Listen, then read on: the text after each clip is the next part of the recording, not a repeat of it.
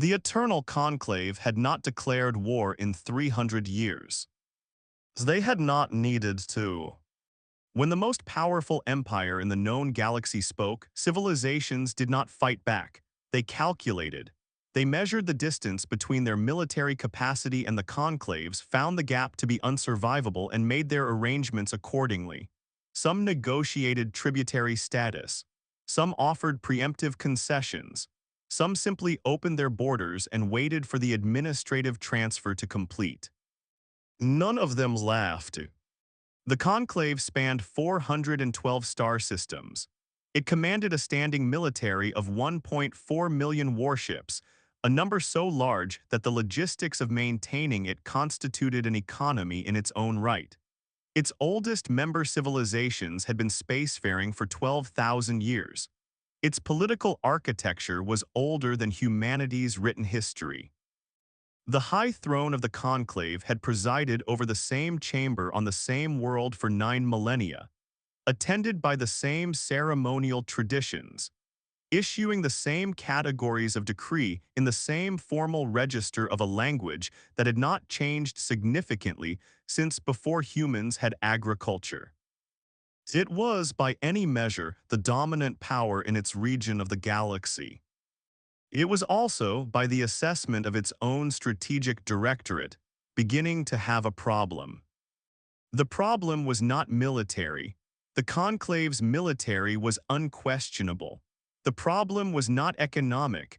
The tributary system generated more resources than the conclave could efficiently allocate. The problem was not political exactly, though it had political dimensions. The problem was precedent. Specifically humanity.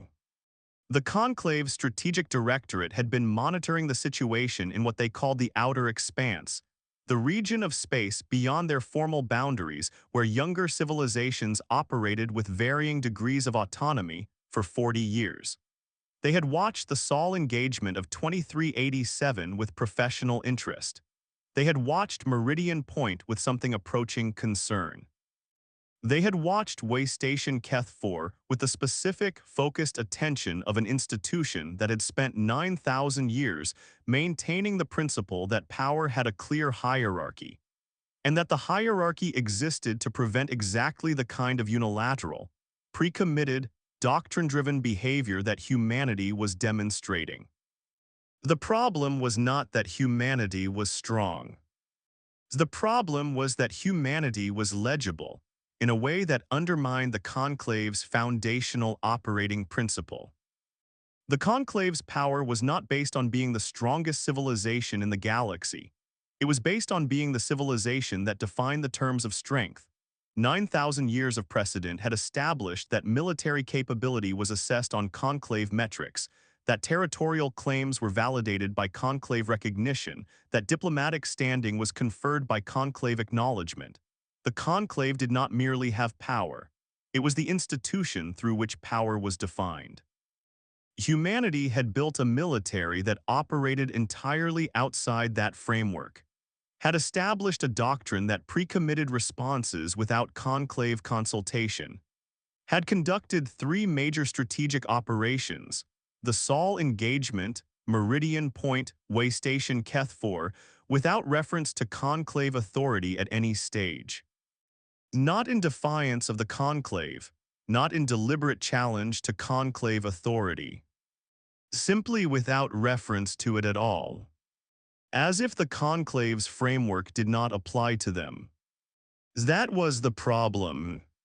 The directorate had debated the appropriate response for 6 years. The debate had been thorough, contentious, and had produced 17 position papers, 4 minority reports, and 1 near resignation by the directorate's senior analyst, who had argued consistently and with increasing desperation that the correct response was nothing, that the conclave should formally recognize humanity's operational doctrine as a regional security framework and integrate it into the existing order rather than contest it. The senior analyst had been overruled. The High Throne had reviewed the directorate's final recommendation and had agreed with the majority position. Humanity needed to be brought within the framework. and the framework had one mechanism for bringing unwilling civilizations within it. The Eternal Conclave had not issued a declaration of territorial incorporation in 300 years. They issued one on February 7, 2419. The declaration was transmitted on every channel simultaneously, in 240 languages to every relay in the Conclave's network. It stated that the civilization occupying the Sol system and its surrounding space, identified in Conclave administrative records as the United Earth Assembly, was hereby formally incorporated into the Conclave's territorial administration, effective immediately. All military assets of the UEA were RICs. TED to stand down and report to designated integration processing facilities. All political governance structures were requested to transfer administrative authority to the appointed Conclave Transition Authority within 30 standard cycles. Compliance would result in favorable tributary status and the preservation of cultural heritage sites. Noncompliance would result in the deployment of Conclave Enforcement Fleet 400,000 warships, currently stationed at the Conclave's inner boundary, 40 light-years from Earth. The declaration was, by every historical precedent the Conclave possessed, sufficient. No civilization had ever received a Conclave declaration of territorial incorporation and responded with noncompliance. Not once in 300 years. The Conclave's diplomatic office opened a formal response channel and waited. The response came 17 hours after the declaration was received on Earth. 17 hours was slightly longer than the UEDC's usual response time.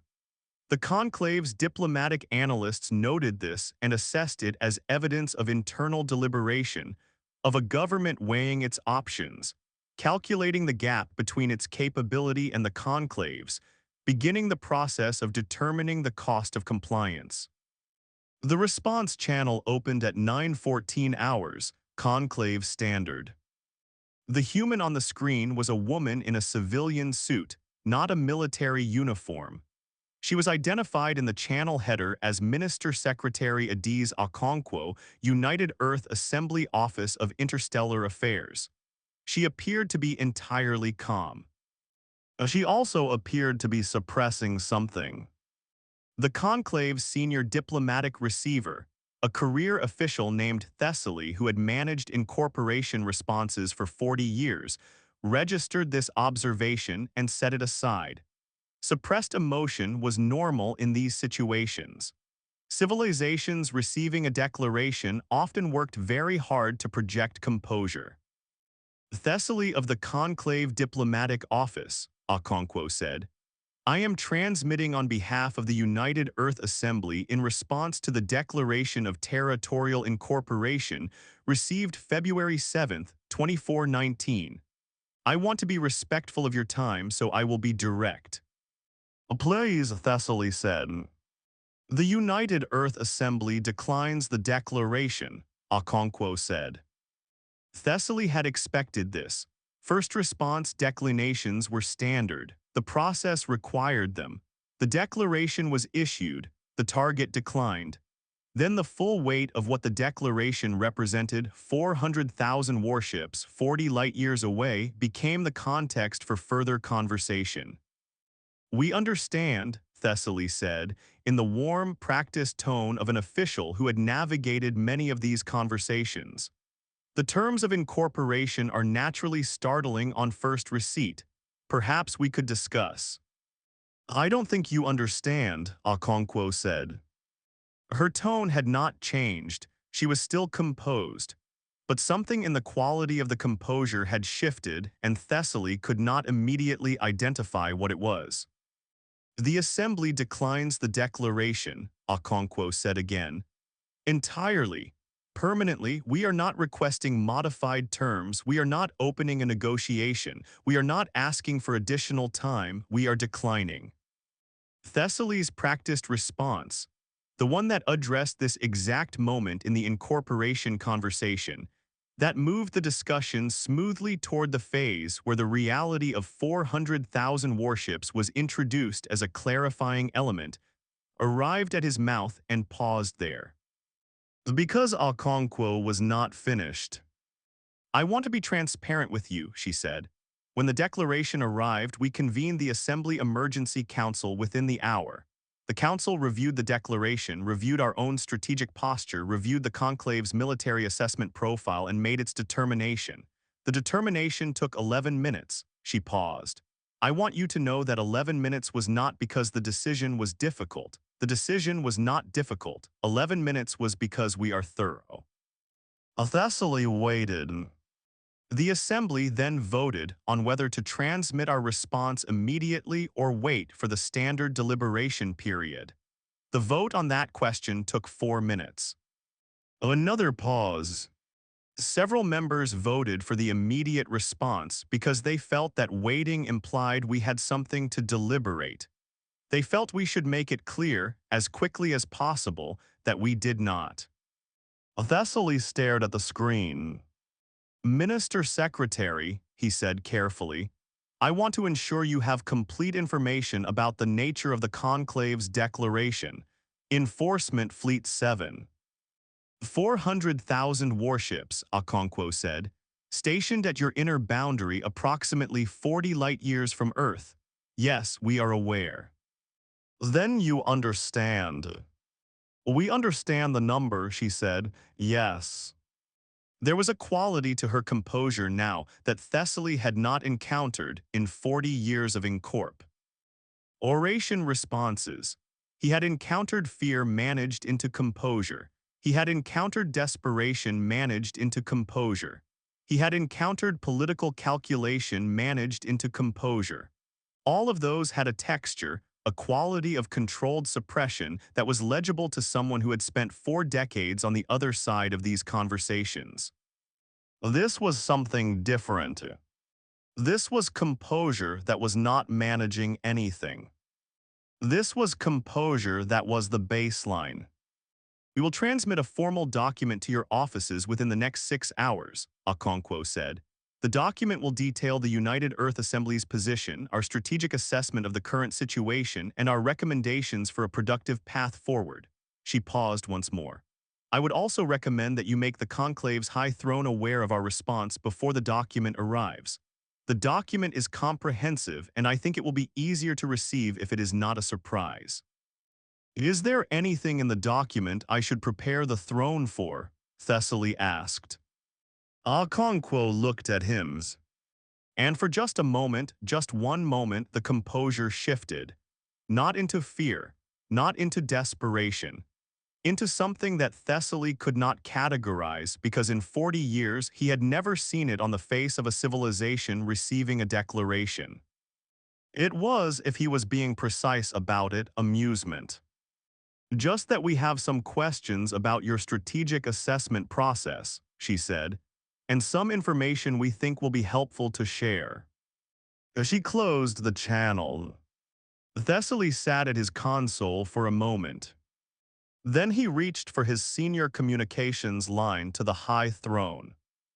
The document arrived at the Conclave Diplomatic Office 6 hours and 17 minutes after the channel closed. It was long. The Conclave's analysts began processing it immediately, and within 2 hours had flagged enough material to convene an emergency review session that included the full Strategic Directorate, 3 members of the High Council, and the Directorate's senior analyst, who had been called back from a leave of absence with an urgency that she recognized from experience meant she had been right about something. She had been right about several things, as it turned out. The document was divided into 4 sections.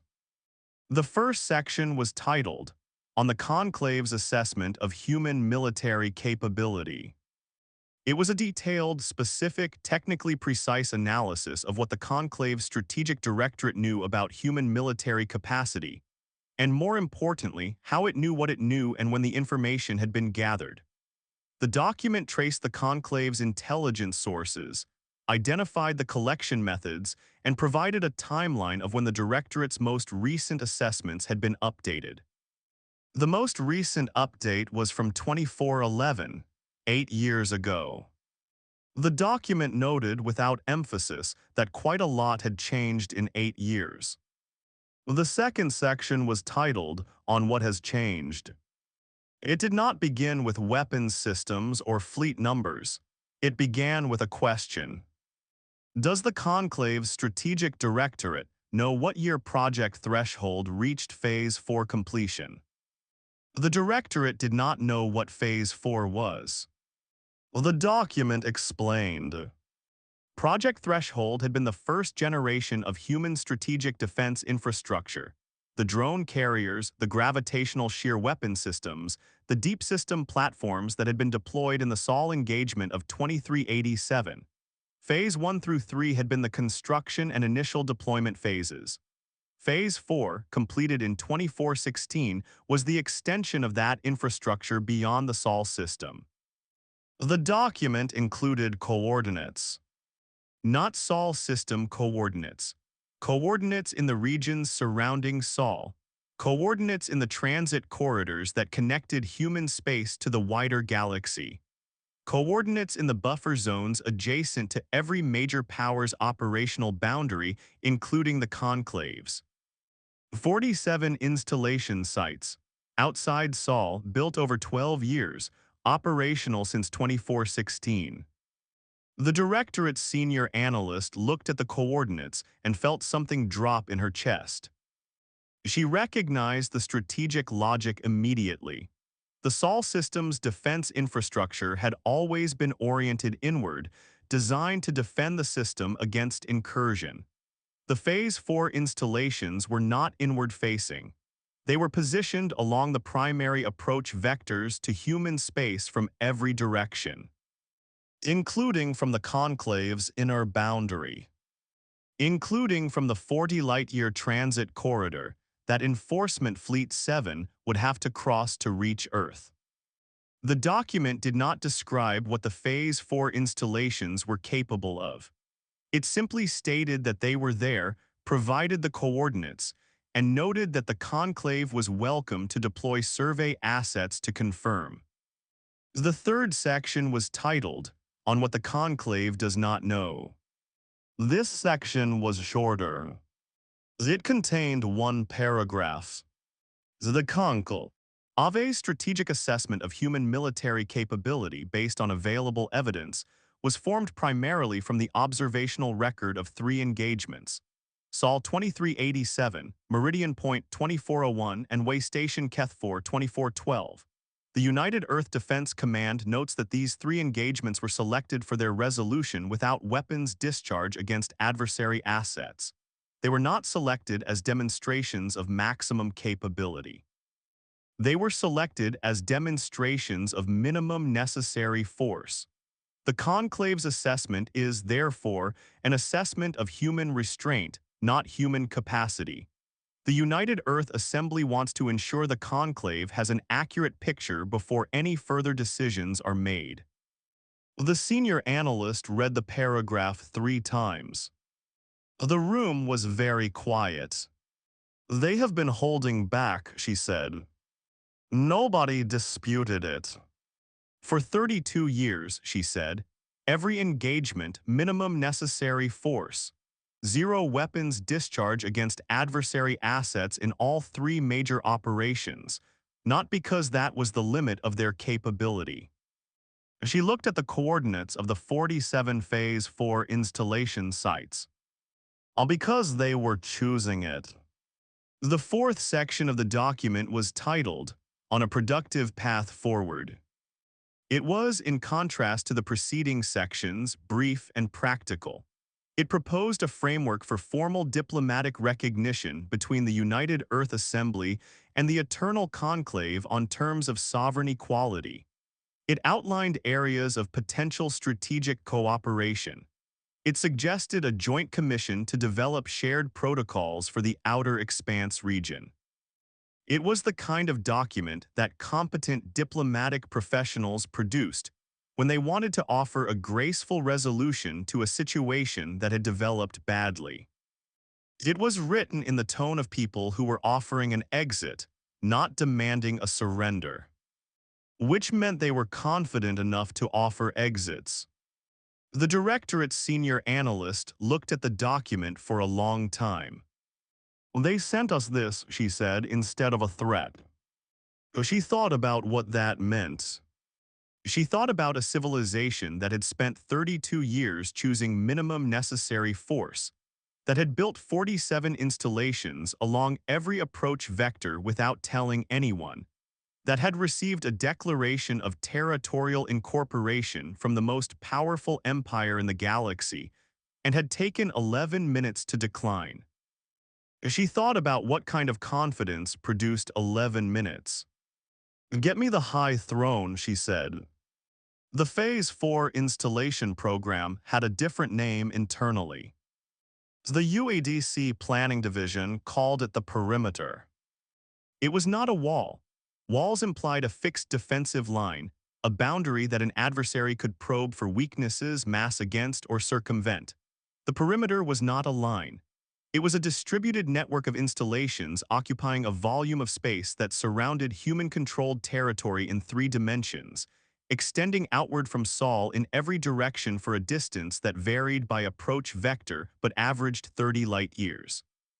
47 installations, each one self-sufficient, each one connected to the others through a quantum-entangled relay network that the UEDC had completed in 2414, a network that transmitted operational data between installations instantaneously, regardless of distance, because light-speed communication was too slow for the kind of coordinated response the perimeter was designed to execute. The quantum relay network was not in the document sent to the Conclave. The document had listed 47 installations. The network that connected them, the nervous system that made 47 independent sites operate as a single coordinated system, was not mentioned. It was the kind of detail that the UEDC Planning Division referred to in internal documents as a retained asymmetry. You shared what was necessary to change the adversary's calculation. You retained what was necessary to preserve the advantage if the calculation failed. The perimeter had been designed by a planning team that had spent 5 years after Waystation Keth 4 analyzing the strategic landscape and identifying the next category of threat. Not the next specific adversary. Specific adversaries were handled by operation-specific planning. The next category. The category they had identified was a civilization large enough that its strategic assessment process was institutionally slow, politically conservative, and prone to applying historical precedent to situations where historical precedent did not apply. Large empires moved slowly. Large empires had bureaucracies.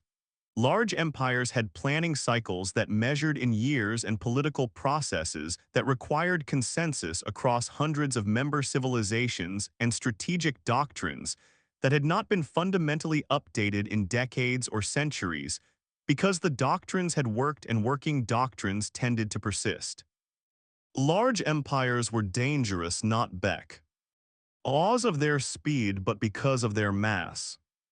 A large empire that decided to move was almost impossible to stop once the institutional momentum built.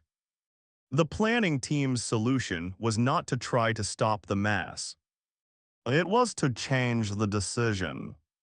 The perimeter was designed to be a fact so legible, so unambiguous, so impossible to discount or reinterpret or explain away, that any large empire conducting a strategic assessment of the cost of moving against humanity would encounter it and revise the assessment before institutional momentum could build. Not a threat, a fact. Facts stopped institutional momentum in a way that threats could not, because threats were subject to counter-assessment, to arguments about capability, bluffing, diplomatic resolution. Facts were not. A 47 installation network along every approach vector was not a threat. It was a geographic reality. It was there. The coordinates were verifiable. The survey assets were welcome to confirm. The document sent to the conclave had included the coordinates, because the planning team had always intended to disclose the perimeter to the appropriate adversary at the appropriate moment.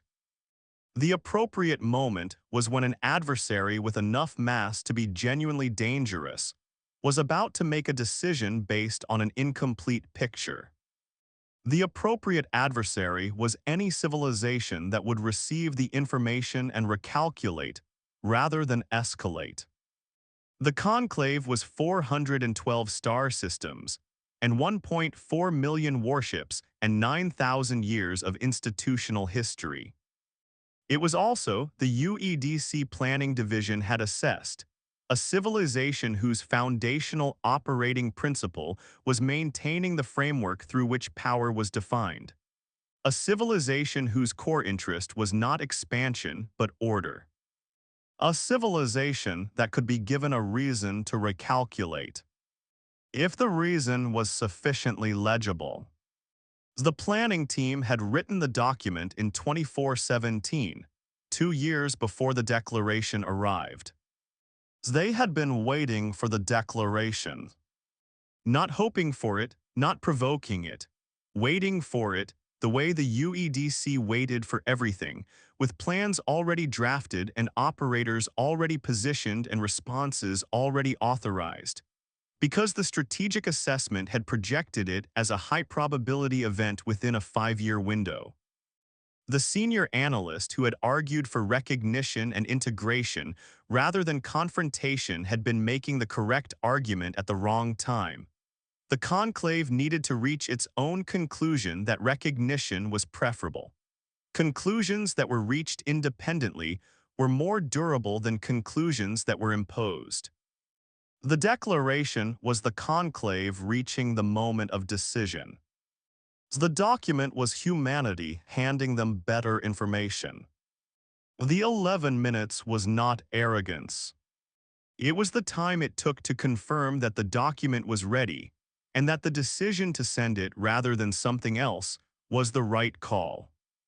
It had been the right call since 2417.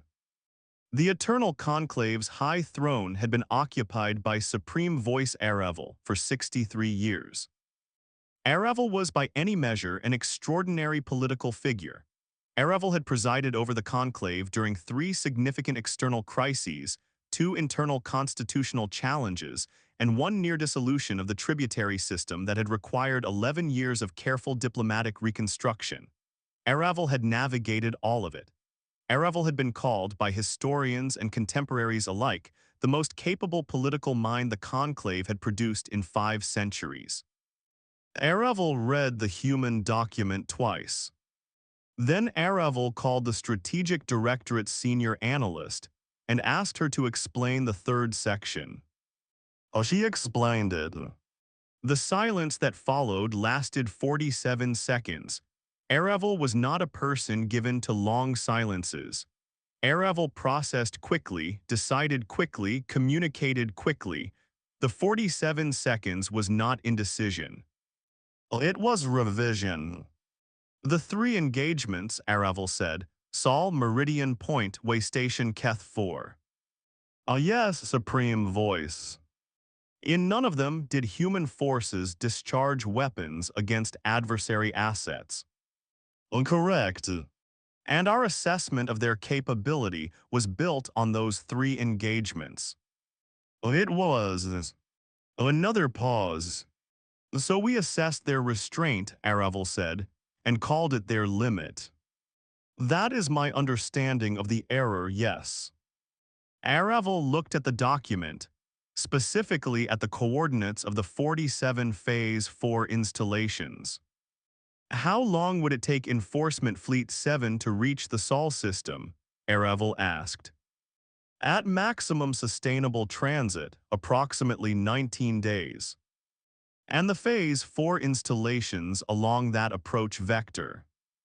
The document lists 6 installations on the Fleet 7 approach corridor. Based on what we know of their weapons systems from the Sol engagement, the minimum capability version 6 installations would be sufficient to deny the approach corridor entirely, with Denial F. Yield technology comparable to what was deployed in 2387, Fleet 7 could not transit in formation. Could they transit individually, break formation, transit in small groups? Small groups moving through a denial field against installations with capital ship gravitational shear projectors. The analyst paused. No supreme voice. Erevel looked at the document for another moment. And they have been building this for 12 years. Since 2407, 3 years after Meridian Point. While we were watching, while our most recent intelligence update was 2411, Erevel set down the document. There was a category of political moment that Erevel had learned to recognize over 63 years. It was the moment when the situation had already changed, and the remaining question was only whether the institution would recognize the change quickly enough to respond to it, or slowly enough that the response became irrelevant. This was that moment. The declaration had been issued, it was on record, it had been transmitted to every relay in the Conclave's network, 240 languages, every diplomatic contact the Conclave maintained. It was, institutionally, the most public act the Conclave could take. It had also been declined. In 11 minutes. By a civilization that had, at that moment, 47 installations along every approach vector, and a quantum relay network connecting them, and a 32-year record of choosing minimum necessary force in every engagement, and a planning division that had written the response document 2 years before the declaration was issued. Erevel thought about 9,000 years of precedent. Precedent was not destiny, precedent was experience. Experience told you what had worked before. Experience did not tell you what worked now when the situation had changed in ways that the experience did not account for. The Conclave had issued declarations to civilizations that did not have pre-committed response doctrines, that did not have prepositioned assets, that had not spent 3 decades building layered strategic infrastructure while choosing, in every engagement, to fire the minimum number of weapons necessary to resolve the situation. The Conclave had never issued a declaration to humanity before. Humanity was not the civilizations the Conclave had issued declarations to before. Prepare a response to the United Earth Assembly, Erevel said. I want it transmitted within the hour. What should the response say, Supreme Voice? Erevel considered. That we have received their document, that we are reviewing it carefully, that we propose a formal diplomatic summit to discuss the framework outlined in their 4th section. A pause. And that the declaration is suspended pending the outcome of diplomatic engagement. The analyst was quiet for a moment. Suspended, Supreme Voice not withdrawn. Erevel looked at her. I am not going to pretend the declaration did not happen, Erevel said. 9,000 years of institutional history does not disappear because one document was issued in error. The declaration is suspended. If the diplomatic engagement produces a framework both parties find acceptable, the declaration will be formally withdrawn. If it does not, if the humans are not negotiating in good faith, if the framework cannot be agreed, then the declaration's status is reviewed. The analyst nodded. But I expect the diplomatic engagement to produce a framework both parties find acceptable, Erevel said. Because of the Phase 4 installations. Erevel looked at the document one more time. Because of the document, Erevel said, any civilization that writes a response like this, that shares intelligence about its own capabilities proactively, that frames a declination in terms of a productive path forward, that offers a joint commission rather than a counter-threat, is a civilization that wants a resolution, not a conflict. A pause. That is worth something, Erevel said. That is worth the diplomatic engagement at minimum. The response was transmitted 44 minutes later. The diplomatic summit between the Eternal Conclave and the United Earth Assembly was held on neutral ground, a station in the Vela expanse that humanity had proposed and the Conclave had accepted, a choice that both delegations understood carried a certain deliberate quality, given the expanse's role in recent history. The Conclave delegation was led by High Counselor Thessaly, who had been on the original response channel and who had been selected for the summit specifically because Aravel wanted someone present who had looked at Okonkwo's face and seen something that 40 years of incorporation responses had not prepared him for. The human delegation was led by Minister Secretary Okonkwo. The summit lasted 4 days. It was, by the account of every observer who documented it, one of the most unusual diplomatic engagements in recent interstellar history. Not because of the the framework that the fourth section of the document had outlined proved, in detailed negotiation, to be a workable foundation for a recognition agreement. Not because of the process. Both delegations were professional, prepared, and oriented toward resolution. Because of the atmosphere. Thessaly had attended 40 diplomatic summits in his career. He had attended summits between civilizations at war, summits between civilizations negotiating incorporation, summits between civilizations managing resource disputes. He had attended summits where the tension was physical, where the air in the room carried the weight of decisions that would determine the survival of species. This summit did not have that atmosphere. The human delegation was calm, not the managed calm of people controlling fear. The baseline calm of people who had come to a negotiation they were comfortable with, on terms they had helped design, toward an outcome they had assessed as achievable before arriving. On the second day, during a recess, Thessaly found himself in conversation with one of the junior members of the human delegation, a young analyst named Ryo, who had the focused, precise manner of someone from the UEDC's planning division. "Can I ask you something?" Thessaly said. "Of course," Ryo said. "The 11 minutes," Thessaly said. When the declaration arrived, the emergency council review took 11 minutes. "That's right.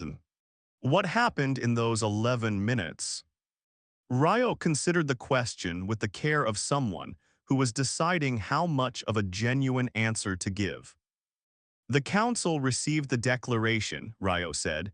"The lead analyst confirmed it matched the projected declaration profile from the 2417 planning document, the one we sent you. The strategic posture review confirmed the perimeter installations were operational. The response document was confirmed ready for transmission. The council voted." Thessaly was quiet for a moment. The 2417 planning document anticipated the declaration. "We projected it as high probability within a 5-year window. And the response document was already written." "Oh yes. And the perimeter was already built. Since 2416. Thessaly thought about this. So when the declaration arrived, there was genuinely nothing to deliberate. The deliberation had already happened, Ryo said. In 2417, we deliberated for about 8 months when we were writing the planning document. We worked through every scenario, every response option, every potential conclave reaction. By the time the declaration arrived, we had already made every decision that needed to be made. Thessaly looked at the young analyst. "That is," he said carefully, "an extraordinary way to operate." Ryo looked back at him. "It's the only way we know," Ryo said, simply, without emphasis, as if it were so obvious it barely merited stating. Thessaly thought, briefly, about 40 years of incorporation responses. About civilizations that had received a declaration and had scrambled, had convened emergency sessions, had sought military advice, had attempted negotiations, had calculated and recalculated and ultimately arrived at the only answer the math allowed. He thought about 11 minutes. He thought about a planning document written 2 years before the event it was planning for. He thought about the phrase minimum necessary force and what 32 years of choosing it implied about maximum force. He thought, with the particular clarity of a man who had spent his career in the spaces between civilizations, about what kind of species planned this far ahead and chose this much restraint simultaneously. Not a species that was afraid. Not a species that was aggressive.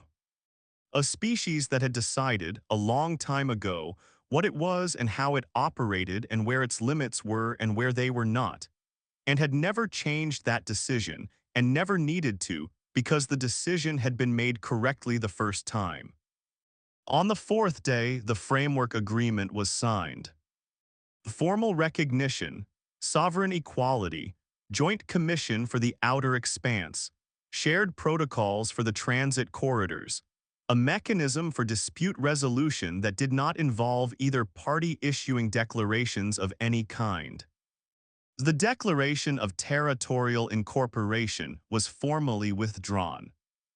The signing was brief, no ceremony. Both delegations had work to return to.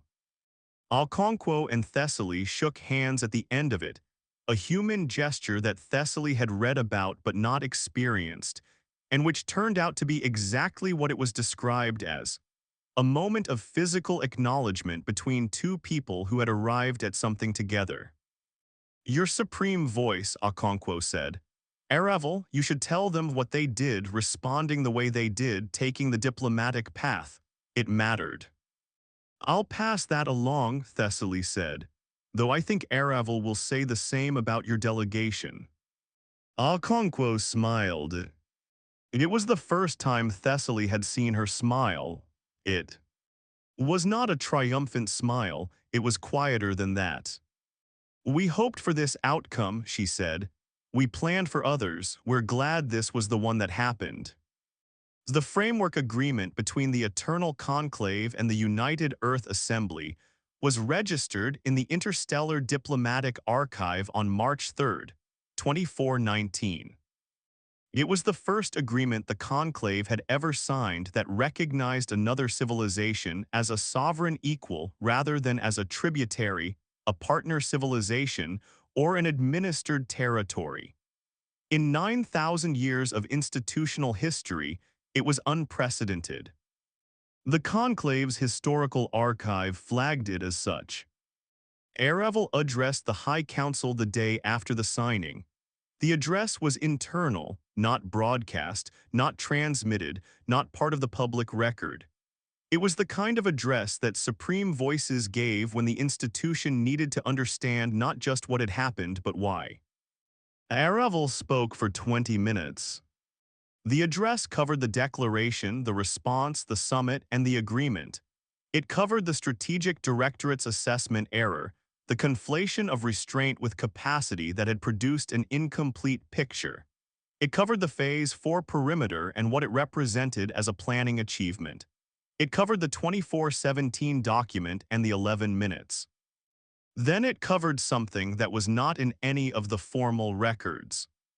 I want to speak about what I think we encountered, Aravel said, not strategically, institutionally. The council chamber was quiet. We encountered a civilization that does not operate the way civilizations operate, Aravel said. We have 9,000 years of experience with how civilizations respond to power, to threat, to crisis. They react, they escalate, or they capitulate. They make decisions under pressure that compress their values into survival calculations. We have built this institution on that understanding. We know how civilizations behave because civilizations have always behaved the same ways. Pause. These people do not behave those ways, Aravel said. They do not react because they have already decided. They do not escalate because they have already calibrated. They do not capitulate because they have already determined what they will and will not accept before the moment of decision arrives with enough precision that the moment of decision takes 11 minutes. Another pause. I do not know when they decided to be this way, Aravel said. I do not know if it was a specific choice or a gradual development or something that emerged from their particular history. But I know that they have been this way consistently, across 32 years of engagements with multiple adversaries, and that in every one of those engagements they chose the minimum necessary response and built the maximum possible preparation. Aravel looked at the council. We should learn something from that, Aravel said. Not copy it, we are not them, our institution has different requirements, different scales, different histories, but learn from it. Because what they have built, the coherence between their values and their doctrine and their capacity, is something that does not break under pressure. And things that do not break under pressure are in the long run the things that matter. The address ended there. The council filed out in a silence that was different from the usual silence, not the silence of ceremony or of waiting, but the silence of people who had heard something that required sitting with. The framework agreement, once registered, was transmitted across the conclave's relay network in the usual administrative manner, catalogued, archived, distributed to member civilizations for their records. It traveled at light speed. It reached the outer edges of the conclave's network and kept going, the way signals did, the way facts did, moving through the relay infrastructure of the galaxy without asking permission, arriving at stations and archives and receiver arrays in fragments and reconstructed and read by whoever had the equipment and the interest. It reached, eventually, the same places the other records had reached. The records of Sol of Meridian Point, of Waystation Keth 4.